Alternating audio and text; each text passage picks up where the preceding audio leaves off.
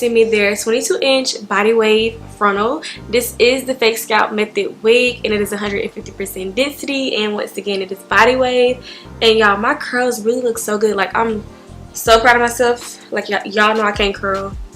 I know I can't curl, but I did this unit and it looks so nice. I just want y'all to know that this hair is super flowy, it's super soft, and of course it can hold the curl. It's been curled for like 3 or 4 days now, and it's giving me life. I want to mention, when my package came, it did come kind of dented. As y'all can see, the sides were kind of messed up.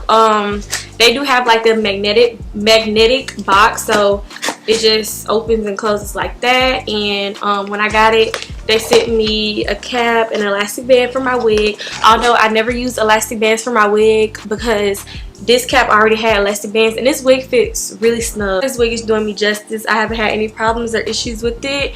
I do receive a little bit of shedding here and there, not a lot. It's really not a lot of shedding. This is body wave hair, and of course this hair is going to shed a little bit. Like I said, nothing major. I don't receive no tangling from this unit or anything like that. This unit shipped out in 4 business days, 3 or 4 business days. I received it. I didn't have any issues with the fake scalp wig or anything like that. My fake scalp part is still intact even after washing it and everything like that.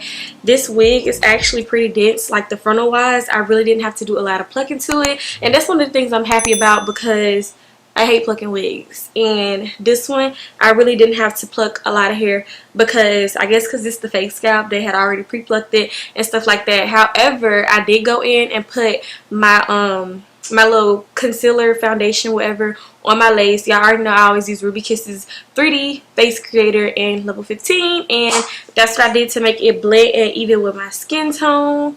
And I'm gonna start rambling. I'm gonna let y'all enjoy the video, and I will catch y'all in my next one.